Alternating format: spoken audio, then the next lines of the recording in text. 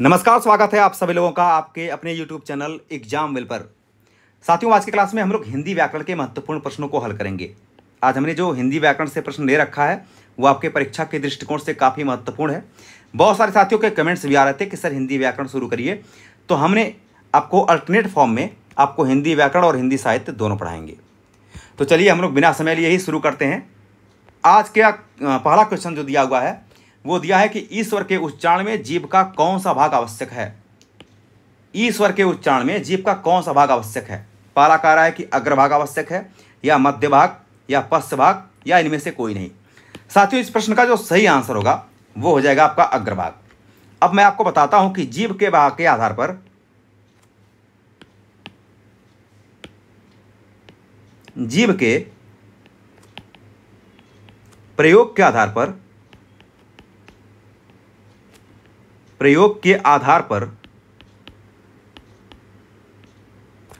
पर जब हम स्वरों की बात करते हैं तो जीव के प्रयोग के आधार पर स्वरों को 3 भागों में बांटा गया है, जिसमें पहला आता है आपका अग्रस्वर, दूसरा है आपका मध्य स्वर और तीसरा होता है आपका पश्च स्वर। तीसरा होता है साथियों आपका पश्च स्वर। अब ध्यान में रखेंगे इसको कि जो अग्रस्वर होता है, अग्रस्वर कौन कौन से होते हैं। तो अग्रस्वर के अंतर्गत आपका ई, फिर ई है, फिर आपका ए है और अ है, ये आपके अग्रस्वर के अंतर्गत आते हैं। मध्य स्वर के अंतर्गत एक स्वर है जिसका नाम है अ को ही हम लोग केंद्रीय स्वर भी कहते हैं। इसी को हम लोग साथियों केंद्रीय स्वर के नाम से भी जानते हैं। और ध्यान रखेंगे कि इसी को हम लोग उदासीन स्वर भी कहते हैं। उदासीन स्वर क्यों कहते हैं? क्योंकि यह सभी व्यंजन वर्णों के साथ प्रयुक्त होता है। इसके बाद जब हम पश्च स्वर की बात करते हैं तो देख सकते हैं कि अ निकल गया आपका, इसके बाद आ बचा हुआ है तो आ हो जाएगा, ये पश्च स्वर में आता है। ई निकल गया है, बचा है उ और उ, ठीक है। इसके बाद ए निकल गया है तो बचा है ओ और औ। ये जो स्वर होते हैं ये आपके पश्च स्वर में आते हैं और स्वरों की कुल संख्या हिंदी वर्णमाला में आपकी 11 मानी गई है। क्लियर बातें? तो आप देख सकते हैं कि इस प्रश्न का सही उत्तर क्या होगा, ए ऑप्शन हो जाएगा। आगे बढ़ेंगे अगले प्रश्न की तरफ। क्वेश्चन नंबर 2 बहुत महत्वपूर्ण प्रश्न है आपका। ये कह रहा है कि अड़ और अढ़, इसको हम लोग पढ़ते हैं साथियों अड़ और अढ़, इन ध्वनियों के विषय में कौन सा कथन शुद्ध है। पहला दिया हुआ है कि वे तालव्य ध्वनियां हैं, यानी ये जो है तालव्य ध्वनि है। तो देखिए जो अड़ और अढ़ होता है यह ट वर्ग के अंतर्गत आता है। किस वर्ग के अंतर्गत आता है? तो आप कहेंगे कि ये ट वर्ग के अंतर्गत आता है, ट ठ ड ढ ड़। और ट वर्ग के अंतर्गत जो भी ध्वनियां आती हैं ये सभी आपकी मूर्धन्य ध्वनि होती है, यानी ये जो अड़ और अढ़ है ये आपका मूर्धन्य व्यंजन माना जाता है। तो कभी भी तालव्य ध्वनि हो नहीं सकती है। हम अगर बात करते हैं बी वाले ऑप्शन की तो इसकी बात थोड़ी बाद में करते हैं, लेकिन अगर सी वाले ऑप्शन पर हम प्रकाश डालें तो आप देख सकते हैं कि इनका प्रयोग कारक किस शब्द के आरंभ में, मध्य में तथा अंत में होता है। अंत में सर्वत्र होता है, लेकिन ध्यान रखेंगे कि इसका प्रयोग कभी भी किसी भी शब्द के आरंभ में नहीं होता है, या तो शब्द के मध्य में होता है या फिर शब्द के अंत में होता है। आइए हम एक उदाहरण से इसको समझते हैं। देखिए साथियों, एक उदाहरण हम लेते हैं, जैसे हम कहते हैं ढकना, और एक शब्द हम लेते हैं लूढ़कना। जरा इन दोनों शब्दों को बोल करके देखिए। हम यहां पर बोल पा रहे हैं ढकना, आसानी से ढ बोल पा रहे हैं, लेकिन यहां पर ढ नहीं है बल्कि इसको कहते हैं लूढ़कना। तो अढ़ पढ़ रहे हैं, अढ़ लूढ़कना, इस प्रकार से हम पढ़ रहे हैं, हमारी जीभ लड़खड़ाती हुई नजर आ रही है। तो दोस्तों हमेशा ध्यान रखना है कि जब हम ढ का प्रयोग किसी शब्द के पहले करेंगे तो ताड़नजात चिन्ह का प्रयोग नहीं होगा। ये जो चिन्ह होता है आपका ताड़नजात चिन्ह इसको कहते हैं, इसका प्रयोग नहीं होता है अगर किसी शब्द के प्रारंभ में होता है तो। लेकिन अगर किसी शब्द के बीच में अड़ और अढ़ का प्रयोग होता है तो वहां पर ताड़नजात चिन्ह का प्रयोग किया जाता है। तो सी ऑप्शन आपका गलत है। अब हम आते हैं आपके बी ऑप्शन पर। करे ये मूर्धन्य उत्क्षिप्त ध्वनियां हैं। तो मूर्धन्य उत्क्षिप्त का मतलब क्या हुआ, आइए देखते हैं। जब हम लोग बात करते हैं कि मूर्धन्य की, तो आप देख सकते हैं कि ये ट वर्ग के अंतर्गत आता है, ट ठ ड ढ ड़। तो इसी प्रकार आपका ढ यानी अढ़ और अड़ भी आता है, ये भी क्या होते हैं, ट वर्ग के अंतर्गत ही आते हैं, अर्थात ये मूर्धन्य ध्वनियां हो जाएंगी। तो मूर्धन्य ध्वनि है, ये बात तो सत्य है। लेकिन उत्क्षिप्त ध्वनि के बारे में हम लोग थोड़ी सी चर्चा कर लेते हैं। मित्रों, एक बात ध्यान में रखेंगे, एक बात साथियों यहां पर ध्यान में रखेंगे कि जब हम लोग बात करते हैं अड़ा और अड़ा की, अड़ा और अड़ा की अगर बात करते हैं, तो ये जो दोनों व्यंजन हैं आपके, ये आपके उत्क्षिप्त व्यंजन माने जाते हैं। उत्क्षिप्त व्यंजन मानते हैं इसको। उत्क्षिप्त यह दो शब्द से मिला हुआ है, एक होता है आपका उत और एक होता है आपका क्षिप्त, एक होता है क्षिप्त। तो उत का अर्थ होता है उठना, इसका अर्थ होता है उठना, और क्षिप्त का अर्थ होता है गिरना। अब उठना और गिरना का क्या मतलब है? जिन ध्वनियों के उच्चारण में हमारी जीभ झटके से ऊपर उठ करके नीचे गिरती है, ऐसे ही व्यंजनों को हम लोग, ऐसे ही व्यंजन वर्ण को हम लोग उत्क्षिप्त व्यंजन के नाम से जानते हैं। अड़ा और अड़ा के कुछ अन्य नाम भी हैं, जैसे इसी को हम लोग द्विगुण व्यंजन के नाम से जानते हैं। द्विगुण व्यंजन कहा जाता है इसी को। इसी को हम लोग साथियों द्विस्पर्शी व्यंजन कहते हैं। द्विस्पर्शी व्यंजन कहते हैं। ऐसा क्यों कहते हैं भाई? द्विस्पर्शी क्यों कहते हैं? इसलिए कहते हैं कि जीभ हमारे मुख को दो बार स्पर्श करती है, इसीलिए इसको द्विस्पर्शी व्यंजन के नाम से जानते हैं। इसी को हम लोग ताड़न जात कहते हैं, ताड़न जात कहते हैं। इसी को हम लोग फेंका हुआ व्यंजन वर्ण भी कहते हैं, फेंका हुआ व्यंजन वर्ण भी कहते हैं, व्यंजन वर्ण भी इसको कहा जाता है। तो इसके बहुत सारे नाम हैं और इसका प्रयोग कभी भी किसी शब्द के प्रारंभ में नहीं किया जा सकता है, या तो किसी शब्द के बीच में किया जाता है या फिर किसी शब्द के अंत में किया जाता है। आगे बढ़ते हैं। उम्मीद करता हूं तो यहां पर सही आंसर जो हो जाएंगे वो ऑप्शन नंबर आपका बी करेक्ट हो जाएगा। उम्मीद करता हूं कि ये प्रश्न आपको समझ में आया होगा। साथियों, अगर मेहनत से पढ़ते हैं तो हम आपको चारों ऑप्शन क्लियर कराते हुए, चीज़ों को डिटेल बताते हुए पढ़ाएंगे। और यकीन मानना कि आपने अगर इतनी चीज़ों को पढ़ लिया तो आपका सिलेक्शन, किसी की हिम्मत नहीं है कि कोई TRE 4.0 में आपके सिलेक्शन को रोक सके। मैं चैलेंज से कहता हूँ। अगला क्वेश्चन है कि जिन ध्वनियों के संयोग से शब्दों का निर्माण होता है उन्हें कहते हैं। तो जिन ध्वनियों के संयोग से शब्दों का निर्माण होता है उन्हें ध्वनि कहते हैं, या प्रतिध्वनि कहते हैं, या वाणी कहते हैं, या स्वनिम कहते हैं। इसका सही आंसर जो हो जाएगा वो हो जाएगा ऑप्शन नंबर डी, यानी स्वनिम। आगे बढ़ेंगे, हम लोग बात करते हैं क्वेश्चन नंबर 4 का।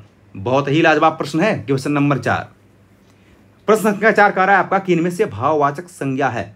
अब कौन सी है भाई? कह रहे अमीर है, गरीब है, भिक्षुक है, या अमीरी है। देखिए, बहुत सारे साथियों को हम चाहे वो बात करें भाववाचक संज्ञाओं की,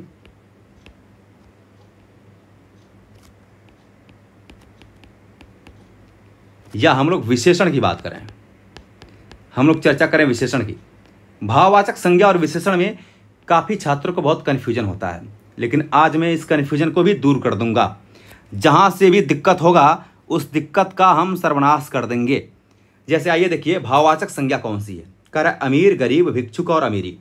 तो एक बात हमेशा याद कर लीजिए साथियों, आप यहां पर व्यक्ति लिख दीजिए, व्यक्ति, व्यक्ति। मैंने यहां भी लिख दिया व्यक्ति, मैंने यहां भी लिख दिया व्यक्ति, और मैंने यहां भी लिख दिया व्यक्ति, व्यक्ति। आप कहेंगे ऐसा क्यों लिख रहे हैं?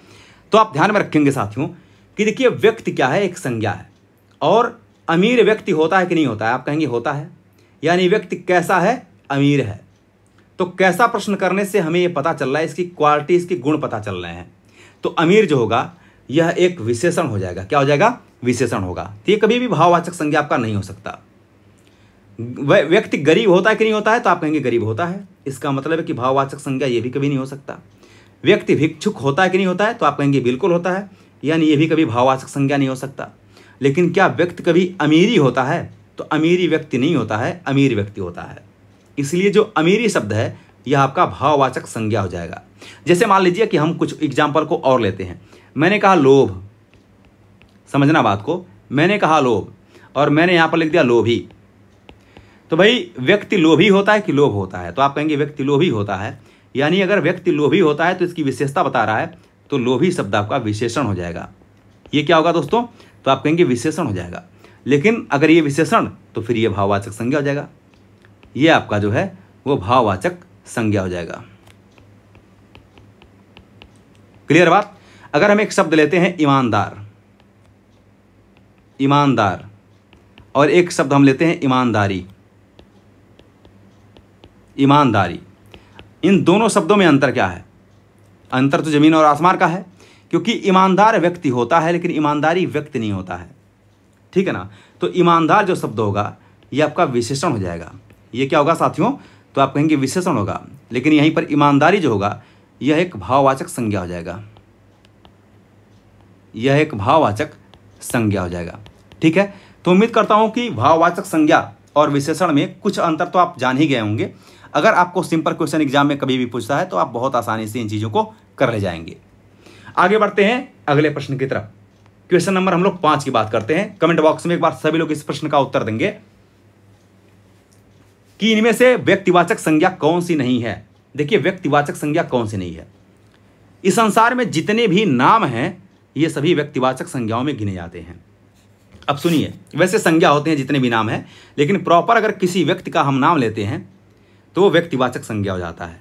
जैसे मान लीजिए हम कहते हैं त्रिपिटक, तो ये बौद्ध का ग्रंथ है, त्रिपिटक बौद्ध ग्रंथ है, तो ये आपका व्यक्तिवाचक संज्ञा हो जाएगा। हम कहते हैं लेखक, हम कहते हैं भारत, तो भारत किसी देश का नाम है इसलिए यह व्यक्तिवाचक संज्ञा हो जाएगा। हम कहते हैं गंगा, किसी नदी विशेष का नाम है इसलिए यह व्यक्तिवाचक संज्ञा होगा। लेकिन साथियों, लेखक आपका व्यक्तिवाचक संज्ञा नहीं है, तो फिर लेखक कैसी संज्ञा है? आप कहेंगे कि जो लेखक है यह आपका जातिवाचक संज्ञा है, यह आपका साथियों जातिवाचक संज्ञा हो जाएगा। तो लेखक कैसी संज्ञा है? तो आप कहेंगे जातिवाचक संज्ञा होता है।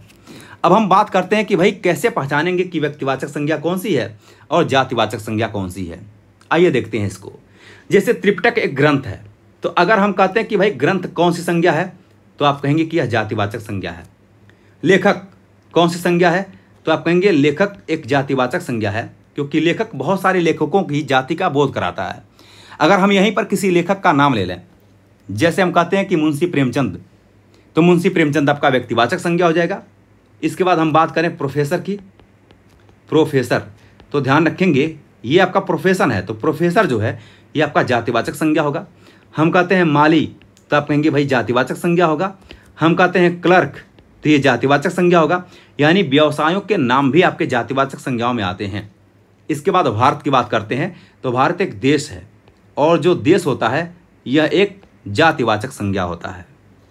इसके बाद अगर हम बात करते हैं राज्य की, तो जातिवाचक संज्ञा होगा। हम जब नदी की बात करते हैं तो नदी भी एक जातिवाचक संज्ञा है, क्योंकि बहुत सारी नदियों के अलग अलग नाम हैं, गंगा नदी, यमुना नदी, सरस्वती नदी।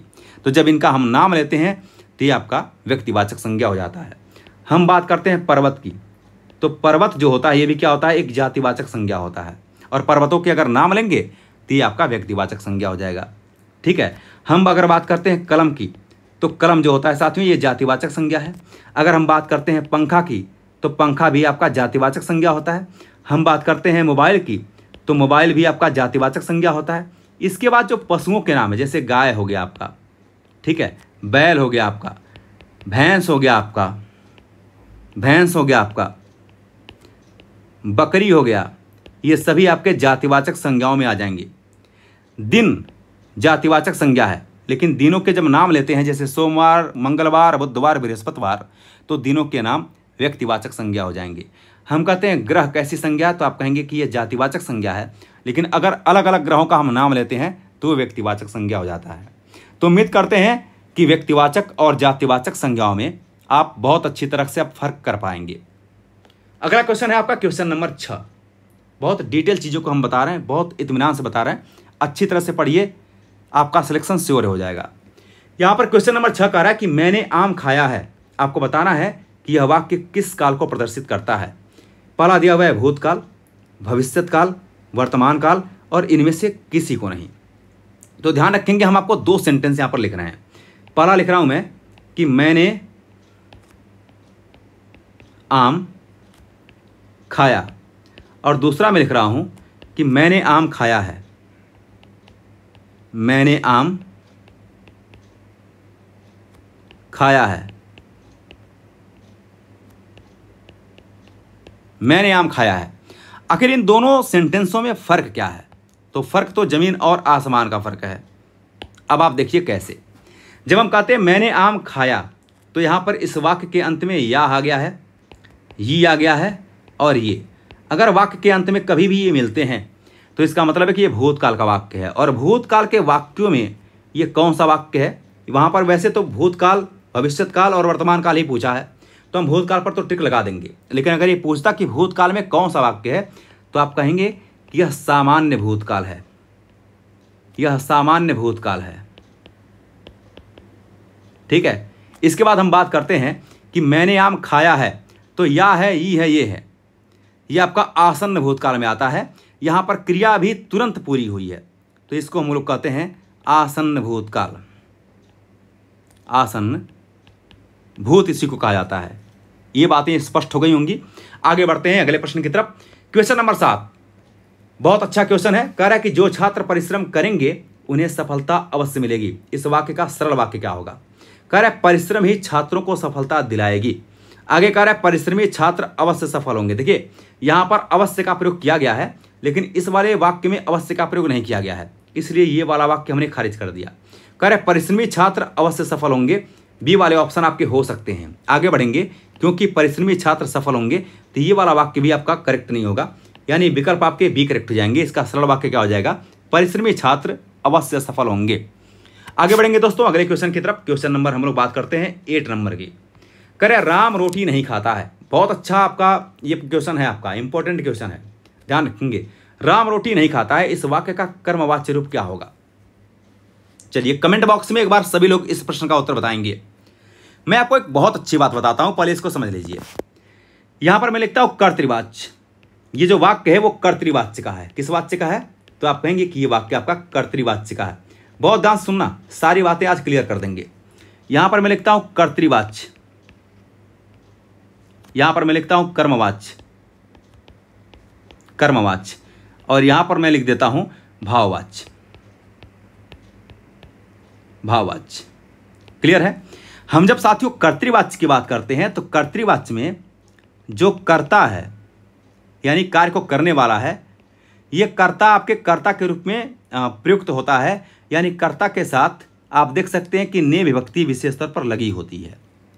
अगर यह वाक्य भूतकाल का है तो कर्ता के साथ भूतकाल के वाक्यों में सकर्मक क्रिया के साथ ने विभक्ति का प्रयोग किया जाता है। लेकिन अगर यही वाक्य आपका भूतकाल का नहीं है, वर्तमान और भविष्यत काल का है, तो कर्ता के साथ ने विभक्ति नहीं भी किया जाता है, लेकिन कर्ता के रूप में यहाँ पर जो है कार्य करने वाला आया होता है। दूसरी बात, हम कर्मवाच्य और भाववाच्य की अगर हम बात करते हैं तो कर्मवाच्य और भाववाच्य में जान लीजिएगा कि यहाँ पर जो कर्ता होता है ना, यहाँ पर जो कर्ता होता है यह साधन के रूप में मौजूद होता है। कर्ता साधन के रूप में, साधन के रूप में मौजूद होता है। बहुत ध्यान से देखेंगे, साधन के रूप में मौजूद होता है। अर्थात हम ये कह सकते कि साधन का मतलब क्या होगा? फिर कर्ण कारक की बात होगी, अर्थात कर्ता के साथ या तो से विभक्ति लगी होती है या तो फिर के द्वारा लगा होता है, जैसा कि कर्ण कारक की विभक्ति होती है। इतनी बातें अगर स्पष्ट समझ में आ गया होगा तो हम बहुत आसानी से इस प्रश्न को सॉल्व कर लेंगे। जैसे कह रहा है कि राम रोटी नहीं खाता है, कर्मवाच्य रूप क्या होगा? कह रहे राम से रोटी खाए जाते हैं। पहली बात तो ये जान लीजिए कि यहां पर कह रहा है कि राम रोटी नहीं खाता है, यह कर्तृवाच्य का वाक्य है।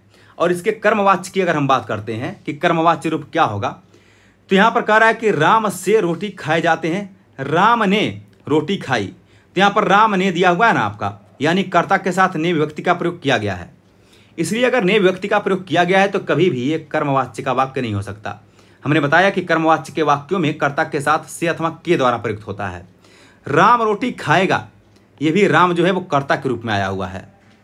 ठीक है, तो राम रोटी खाएगा ये भी वाक्य नहीं हो जाएगा। लेकिन आप देख सकते हैं कि राम से रोटी खाए जाते हैं, ये आपका कर्मवाच्य रूप हो जाएगा। क्या हो जाएगा? ये कर्मवाच्य रूप हो जाएगा। ऑप्शन नंबर आपका ए करेक्ट हो जाएगा। इसमें विकल्प संख्या ए आपका सही आंसर हो जाएगा। आगे बढ़ेंगे अगले प्रश्न की तरफ। बात करते हैं हम लोग क्वेश्चन नंबर 9 की।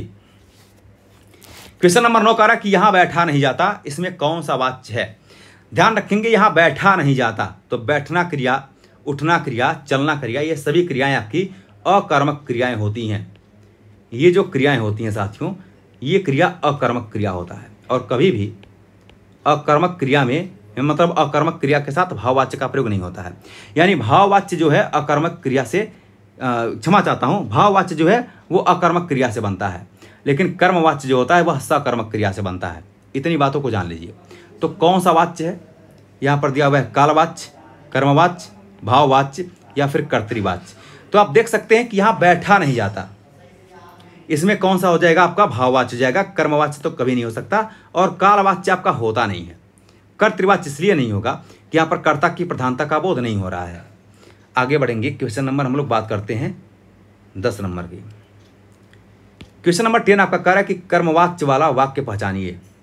चलिए भाई बताइए कि कर्मवाच्य वाला वाक्य कौन सा है। यहाँ पर कह रहा है क्या तुमने व्यायाम किया, कह रहा है उससे सोया नहीं जा सका। बहुत ध्यान समझना है, बहुत इंपॉर्टेंट ये क्वेश्चन आपका है। देखिए यहाँ पर कह रहा है क्या तुमने व्यायाम किया, तो कर्मवाच्य में कर्ता के साथ कभी भी ने विभक्ति का प्रयोग नहीं किया जाएगा। तो तुमने में यहाँ पर ने विभक्ति का प्रयोग किया गया है। बहुत ध्यान से देखेंगे, तुमने, तुम आपका सर्वनाम होता है, कर्ता के रूप में मौजूद है, और ने विभक्ति का प्रयोग यहाँ पर किया गया है, इसलिए यह वाक्य कभी भी कर्मवाच्य नहीं हो सकता। उससे सोया नहीं जा सका, अभी इसकी चर्चा करते हैं। यहाँ पर कह रहा है उससे आज पढ़ा ही नहीं गया। तो दूसरे और तीसरे की अगर हम बात करें तो जो सोना क्रिया होती है यह एक अकर्मक क्रिया होती है। आप कहेंगे कि ये जो क्रिया है यह अकर्मक क्रिया है, तो अकर्मक क्रिया के साथ कभी भी कर्मवाच्य नहीं प्रयुक्त हो सकता है, इसमें सकर्मक क्रिया का होना आवश्यक माना जाता है, इसलिए ये भी आपका नहीं हो सकता। कह रहे उससे आज पढ़ा ही नहीं गया, तो पढ़ना क्रिया आपकी सकर्मक होती है, इसलिए यहाँ पर कर्मवाच्य हो जाएगा। ऑप्शन नंबर सी आपका करेक्ट हो जाएगा। आगे बढ़ते हैं साथियों अगले प्रश्न की तरफ। क्वेश्चन नंबर हम लोग बात करते हैं 11 नंबर की। कह रहे वाच्य कितने प्रकार के होते हैं, तो वाच्य कितने प्रकार के होते हैं भाई। कह रहा है कि 2 प्रकार के, 5 प्रकार के, 4 प्रकार के या फिर 3 प्रकार के। तो वाच्य के प्रकार हम लोग देखा ना कि वाच्य के कुल मिलाकर के 3 प्रकार होते हैं।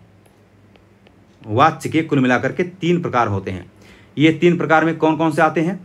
एक आता है आपका कर्तृवाच्य, जैसा कि हम लोगों ने पीछे देख भी रखा है।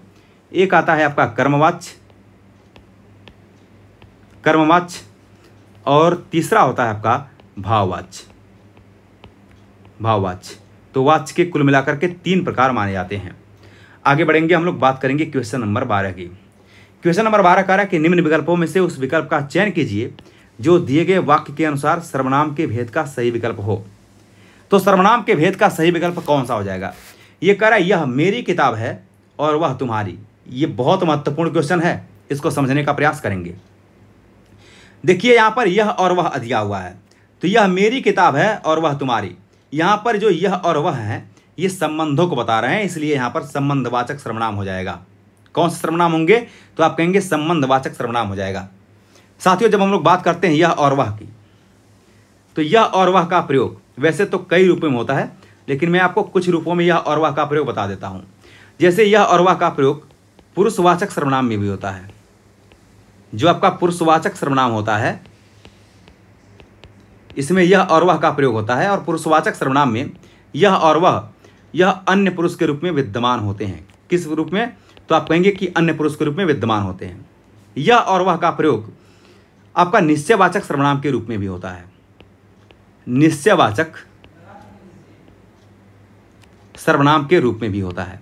और साथियों ध्यान रखेंगे कि यह और वह का प्रयोग सार्वनामिक विशेषण के रूप में भी होता है। सार्वनामिक विशेषण के रूप में भी देखने को मिलता है, लेकिन यहां पर जो यह और वह का प्रयोग दिया है यह संबंधवाचक सर्वनाम के रूप में दिया गया है। मैं आपको थोड़ी सी चर्चा यह कर देता हूं कि यह और वह का प्रयोग किस प्रकार से हम लोग निश्चयवाचक सर्वनाम के रूप में करते हैं। जैसे मान लीजिए हम निश्चयवाचक सर्वनाम के रूप में यह और वह का प्रयोग इस प्रकार करते हैं कि जब हम कहते हैं कि यह मेरी किताब है, यह मेरी किताब है, यानी कहीं न कहीं किताब के मतलब किताब के पहले यह का प्रयोग यहाँ पर नहीं दिया है, यह मेरी किताब है। तो यहाँ पर जो यह का प्रयोग किया गया है यह जो होता है आपका निश्चयवाचक सर्वनाम हो जाएगा। लेकिन सार्वनामिक विशेषण की अगर बात करते हैं तो इसी सेंटेंस को अगर हम इस प्रकार लिखें कि यह किताब मेरी है, यह किताब मेरी है, तो आप देख सकते हैं कि यह किताब मेरी है। यहाँ पर जो यह का प्रयोग किया गया ये एक सार्वनामिक विशेषण के रूप में किया गया है। अब सार्वनामिक विशेषण के रूप में इसको क्यों माना जाता है, क्योंकि किताब दोस्तों संज्ञा है, और संज्ञा के पहले आने वाले जो शब्द होते हैं यह संज्ञा की विशेषताओं को बताने के लिए प्रयुक्त होते हैं। इसलिए यह जो सर्वनाम है इसका प्रयोग विशेषण के रूप में किया गया है, किताब की विशेषताओं को बताने के लिए, इसलिए इसको सार्वनामिक विशेषण नाम दिया गया है। तो आप देख सकते हैं कि अगर ऐसे प्रश्न आएंगे कि यह मेरी किताब है वह तुम्हारी, तो यहाँ पर संबंधवाचक सर्वनाम हो जाएंगे। आगे बढ़ेंगे, हम लोग बात करते हैं क्वेश्चन नंबर 13 की। एक बहुत ही प्यारा क्वेश्चन है, करें हिंदी में पद कितने प्रकार के होते हैं? अगर हिंदी में पदों की बात करें तो हिंदी में पद आपके 5 प्रकार के होते हैं। कितने प्रकार के होते हैं? 5 प्रकार के। इसमें कौन कौन से पद हैं? एक तो आपका संज्ञा पद होता है, दूसरा आपका सर्वनाम पद होता है, संज्ञा सर्वनाम। इसके बाद होता है आपका क्रिया, विशेषण, क्रिया, विशेषण और अव्यय। अव्यय तो आप देख पा रहे होंगे यहां पर साथियों आप देख पा रहे होंगे कि जो पद होते हैं ये कितने प्रकार के होते हैं? 5 प्रकार के होते हैं। तो ऑप्शन नंबर डी यहां पर करेक्ट हो जाएगा। आगे बढ़ेंगे, हम लोग बात करेंगे क्वेश्चन नंबर 14 की। बहुत ही प्यारा क्वेश्चन है। निम्न विकल्पों में से उस विकल्प का चयन कीजिए जो दिए गए वाक्य के अनुसार सही क्रिया के भेद का विकल्प हो। कह रहा है कि हम कुली से बोझ उठवाते हैं। जब कर्ता किसी कार्य को स्वयं न करके, कर्ता अगर किसी कार्य को स्वयं न करके बल्कि दूसरे को कार्य करने के लिए प्रेरित करता है तो ऐसी क्रियाओं को हम लोग प्रेरणार्थक क्रिया के नाम से जानते हैं। प्रेरणार्थक क्रिया, प्रेरणार्थक क्रिया के रूप में जानते हैं। प्रेरणार्थक का अर्थ होता है कि प्रेरणा के अर्थ में प्रयुक्त की जाने वाली जो क्रिया होती है उसको प्रेरणार्थक क्रिया कहा जाता है। यानी इसका ऑप्शन नंबर डी आपका करेक्ट हो जाएगा। इसके बाद हम बात करते हैं आपके नाम धातु क्रिया की। देखिए नाम धातु क्रिया क्या होता है कि संज्ञा, सर्वनाम, सर्वनाम तथा विशेषण, तथा विशेषण, विशेषण से बनने वाली क्रिया, से बनने वाली क्रिया, बनने वाली क्रिया, इसको हम लोग क्या कहते हैं भाई? नाम धातु क्रिया कहते हैं। एक क्रिया होती है नाम धातु क्रिया और एक क्रिया होती है नाम बोधक क्रिया। तो सबसे पहले हम नाम धातु क्रिया की बात कर लेते हैं। संज्ञा से बनने वाली जो क्रियाएं हैं वो नाम धातु कहलाती है। जैसे मान लीजिए हमने कहा लात, तो लात एक संज्ञा है और लात से एक क्रिया बनती है जिसका नाम है लतियाना। क्या नाम है? लतियाना। तो लतियाना जो होता है, लात से लतियाना, ये आपकी जो क्रिया होगी वो कैसी क्रिया होगी? नाम धातु क्रिया हो जाएगी।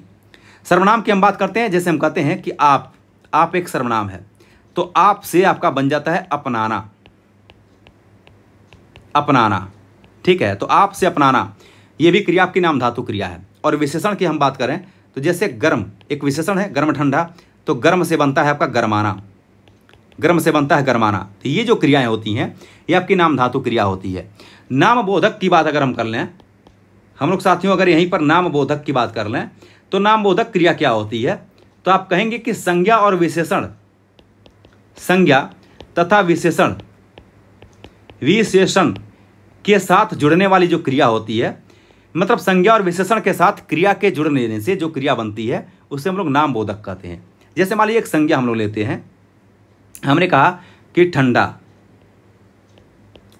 ठीक है, ठंडा, और करना, करना ये आपकी क्रिया है, तो ये पूरा बन गया ठंडा करना, ठंडा करना। ठीक है, तो ऐसी क्रियाओं को हम लोग क्या कहते हैं? ऐसी क्रियाओं को नाम बोधक क्रिया के नाम से जानते हैं।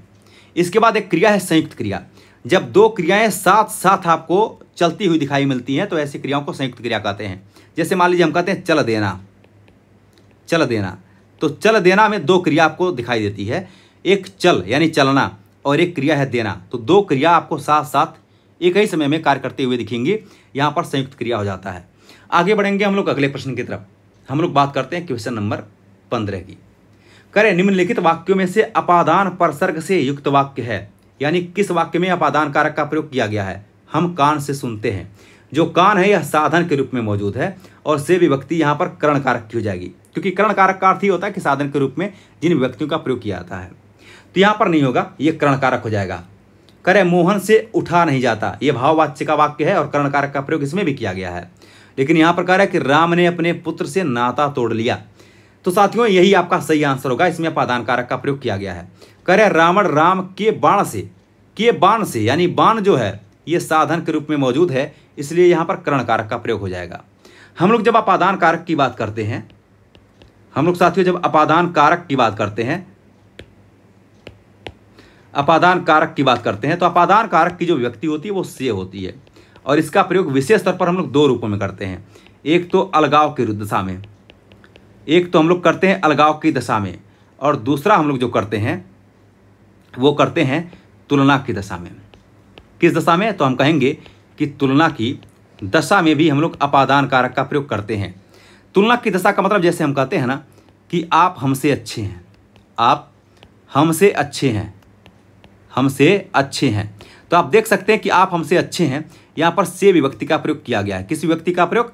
से विभक्ति का प्रयोग यहाँ पर किया गया है, लेकिन तुलना की बात हो रही है, इसीलिए यहाँ पर अपादान कारक का प्रयोग किया गया है। आगे बढ़ेंगे दोस्तों अगले प्रश्न की तरफ। क्वेश्चन नंबर हम लोग बात कर रहे हैं 16 नंबर की। करेक्ट, कविता का मर्म में कौन सी विभक्ति है? कविता का मर्म, यहाँ पर का विभक्ति का प्रयोग किया गया है, और का के की नानेनी और रारेरी ये आपका संबंध कारक की विभक्ति होती है। किस कारक की होती है? तो आप कहेंगे कि ये विभक्ति आपकी संबंध कारक की विभक्ति होती है, और संबंध कारक जो होता है यह षष्ठी विभक्ति के रूप में जाना जाता है। तो प्रथमा कारक यानी कर्ता कारक, द्वितीय कारक कर्म कारक, तृतीय कारक कर्ण कारक, चतुर्थ कारक संप्रदान कारक, पंचम कारक यानी आपको कह सकते हैं कि अपादान कारक, और षष्ठी ये आपका संबंध कारक के रूप में जाना जाता है। आगे बढ़ेंगे अगले प्रश्न की तरफ। क्वेश्चन नंबर हम लोग बात करते हैं 17 नंबर की। क्वेश्चन नंबर 17 कह रहा है कि उससे अच्छे तो आप हैं। वही बात जो हमने बताया था, इसमें कौन सा कारक है? तो उससे अच्छे तो आप हैं, यहाँ पर तुलना की बात हो रही है। इस वाक्य में तुलना की बात की गई है, और जहां पर साथियों तुलना की बात की गई है, तुलना की बात है, ठीक है, तुलना की बात यहां पर की गई है। तो अगर तुलना की बात की गई है तो वहां पर अपादान कारक का प्रयोग किया जाएगा। आगे बढ़ेंगे हम लोग। क्वेश्चन नंबर 18 देखिए क्या कह रहा है, किस शब्द में आ उपसर्ग नहीं है? आइए देखते हैं। पहला कह रहा है आ जन्म, तो जन्म आपका मूल शब्द है, आ उपसर्ग का प्रयोग यहां पर किया गया है। आगमन, गमन के पहले आ का प्रयोग किया गया है। आकर्षण और आदरणीय, तो आदरणीय में प्रत्यय उपसर्ग का प्रयोग नहीं बल्कि इसमें प्रत्यय का प्रयोग किया गया है, इसलिए ऑप्शन नंबर आपका डी करेक्ट हो जाएगा। फिर ध्यान रखना कि आ उपसर्ग नहीं है, तो आदरणीय में साथियों ध्यान रखने हैं कि आपको इसमें प्रत्यय का प्रयोग किया गया है ना कि उपसर्ग का। आगे बढ़ेंगे हम लोग, बात करते हैं क्वेश्चन नंबर 19 का।